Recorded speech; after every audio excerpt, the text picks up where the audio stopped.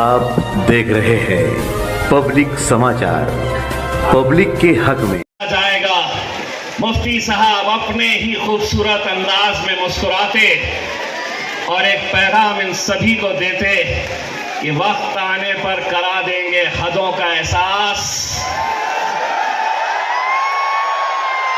वक्त आने पर करा देंगे हदों का एहसास।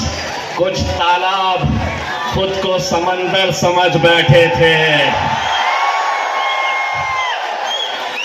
क्या क्या साजिशें नहीं खेली गई थी, लेकिन एक बात मैं यकीन के साथ कह सकता हूं, तुमने जीत के लिए दौलत का सहारा लिया और हमने जीत के लिए दुआओं का सहारा लिया। जिस तरीके से मजलिस इत्तेहादुल मुस्लिमीन के तमाम उम्मीदवारों के लिए हमारी माएं, बहनें, बुजुर्गों सभी ने जिस तरह की शिद्दत से मेहनत की, दुआएं मांगे, रोजे रखे, मन्नतें मांगी, ये सिर्फ अपनों के लिए किया जाता है। यकीनन मेरी एक नाराजगी है मुफ्ती साहब से और आज आपके सामने ये जाहिर करके जाना चाहता हूं। मुफ्ती साहब, आप भी आखिरी राउंड के अंदर जीते, मैं आखिरी राउंड के अंदर हारा। आखिरी राउंड में मुफ्ती साहब कौन सी दुआ पढ़े थे मुझे भी बता देते तो शायद मैं भी निकल जाता।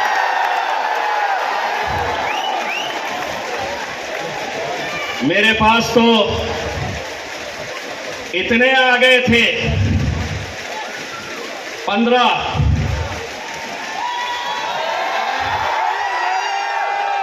15 छोड़े गए थे मेरे पीछे, लेकिन अल्हम्दुलिल्लाह नाक में दम कर दिया था भारतीय जनता पार्टी के उम्मीदवार को, नींद हराम कर दी थी। एक बात वो ये समझ रहे कि एमएलए का इलेक्शन नहीं जीते, एमपी का इलेक्शन हार गए। उन सभी लोगों को एक पैगाम देना चाहते हैं, उसी अपने ही अंदाज में दोबारा लौट आएंगे। किताबों पर धूल चढ़ने से कहानियां खत्म नहीं होती है मेरे भाई, ये समझ रहे हैं। हमारा वक्त खत्म हो चुका है, वक्त तुम्हारा था, दौर हमारा आने वाला है। मैं आप सभी लोगों से यकबन गुजारिश करना चाहूंगा कि आने वाले 2-3 महीनों के अंदर महानगर पालिका के चुनाव, नगर पालिका के चुनाव होने वाले हैं। हमारी ये दिली ख्वाहिश है कि जिस तरीके से आप लोगों ने मजलिस इत्तेहादुल मुस्लिमीन के मुफ्ती इस्माइल साहब, मलिक ब्रादरान के ऊपर भरोसा जताया, एक ख्वाहिश और हमारी पूरी कर दीजिए। नगर पालिका, महानगर पालिका के चुनाव में मजलिस का हरा झंडा वहां पर भी लहरा दीजिए एक मर्तबा। और अगर आप चाहे तो यकीनन कर सकते हैं। मैं जाते जाते हुकूमत को एक बात कहना चाहता हूं, सब बर्दाश्त कर सकते हैं, सरकार में क्या आ गए, हुकूमत क्या बन गई, लगे हैं जहां वहां खुदाई करने के लिए। मैं आपको बताता हूं कहां पर क्या छुपा है।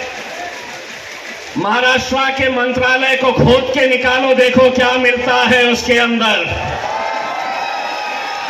और एक बात, हमारे नबी करीम सल्लल्लाहु अलैहि वसल्लम के खिलाफ जब गुस्ताखी हुई तो एक आवाज के अंदर महाराष्ट्र की आवाम महज एक नारे के ऊपर इकट्ठा हो गई और वो नारा यही था कि तेरा मेरा रिश्ता क्या, ला इलाहा इल्लल्लाह, तेरा मेरा रिश्ता क्या। बंबई तक गए थे, ऐसा वक्त मत लेकर आओ कि ख्वाजा गरीब नवाज के लिए अजमेर तक जाने की नौबत हमारे ऊपर मत लेकर आओ। एक बार गए थे, दूसरी बार भी जा सकते हैं और ताकत के साथ जा सकते हैं।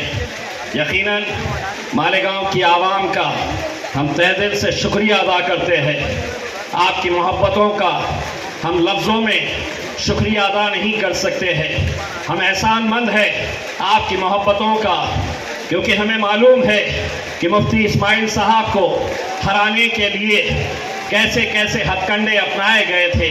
लेकिन एक बार फिर से मैं कहना चाहता हूँ, इलेक्शन के दौरान वोट तो दिए जाते हैं, लेकिन कई इलेक्शन ऐसे होते हैं जो दुआओं से भी जीते जाते हैं। और मुफ्ती इस्माइल साहब जिसकी एक जिंदा मिसाल है कि जब लोगों ने अपना हाथ उठाया, लोगों ने मस्जिदों में जाकर सिजदे में मुफ्ती साहब की कामयाबी के लिए दुआएं की, तो आखिरी के चंद लम्हों के अंदर जो यहाँ थे वो वहाँ चले गए और जो वहाँ थे वो यहाँ पर आकर बैठ गए।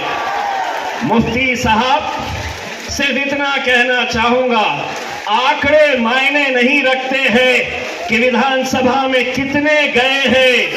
हो सकता है आपसे लोग कहेंगे एक है, क्या कर लोगे, तो उनको कहना 6 फुट 4 इंच एक पार्लियामेंट को हिला सकता है, तो मुफ्ती साहब महाराष्ट्र की विधानसभा भी हिला सकते हैं। बहुत बहुत शुक्रिया। अल्हम्दुलिल्लाह।